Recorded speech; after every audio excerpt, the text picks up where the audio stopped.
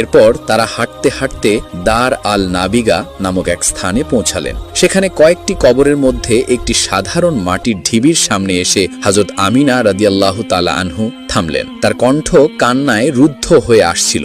আমিনা কান্নায় কাঁপা কাঁপা কণ্ঠে বললেন, হে মোহাম্মদ, এখানেই ঘুমিয়ে আছেন তোমার বাবা। ছোট্ট মোহাম্মদ সাল্লাল্লাহু আলাইহি ওয়াসাল্লাম স্তব্ধ হয়ে গেলেন। এই সেই জায়গা, এই মাটির নিচেই আমার বাবা। তিনি কবরের দিকে 1 পা 2 পা করে এগিয়ে গেলেন, তারপর মাটিতে বসে পড়লেন। তার ছোট্ট হাত দিয়ে তিনি কবরের মাটি স্পর্শ করলেন।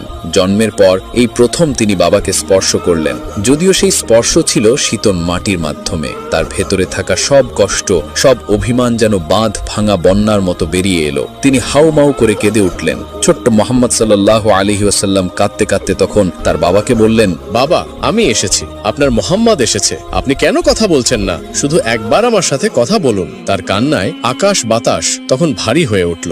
মা আমিনা ও উম্মে আইমান তাকে জড়িয়ে ধরে তখন কাঁদতে লাগলেন। সেদিনের সেই দৃশ্য ছিল মহাকালের এক করুণতম অধ্যায়। এক পুত্র তার না দেখা পিতাকে খুঁজে পেয়েছিল এক নীরব মাটির স্তূপে। বাবার সাথে সাক্ষাৎ শেষে ইয়াসরিব থেকে তখন ফেরার পালা। ছোট্ট মোহাম্মদ সাল্লাল্লাহু আলাইহি ওয়াসাল্লাম অনেকটাই শান্ত ছিলেন, কিন্তু তার চোখে এক গভীর বিষণ্ণতার ছাপ। তার মনে হচ্ছিল তিনি তার বাবার একটি অংশকে ইয়াসরিবে রেখে যাচ্ছেন। তাদের কাফেলা তখন আবারও চলতে শুরু করলো। মরুভূমির বুকে মক্কা আর মদিনার মধ্যবর্তী এক জায়গায় এসে সফরের ক্লান্তি আর মনের বোঝায় আমিনা হঠাৎ অসুস্থ হয়ে পড়লেন। তার শরীর তখন জ্বরে পুড়ে যাচ্ছে। উম্মে আইমান তাকে দ্রুত উট থেকে নামিয়ে নিলেন, এটি গাছের ছায়ায় তাকে শুইয়ে দিলেন। তখন ছোট্ট মোহাম্মদ সাল্লাল্লাহু আলাইহি ওয়াসাল্লাম তার মা আমিনাকে বললেন, আম্মাজান, তোমার কি হয়েছে? তোমার শরীর এত গরম কেন? তখন হযরত আমিনা রাদিয়াল্লাহু তাআলা আনহু তার পুত্রকে বললেন, কিছু না বাবা, আমি ঠিক আছি, একটু বিশ্রাম নিলেই ঠিক হয়ে যাবে। কিন্তু তার অবস্থা আরো খারাপ হতে লাগলো।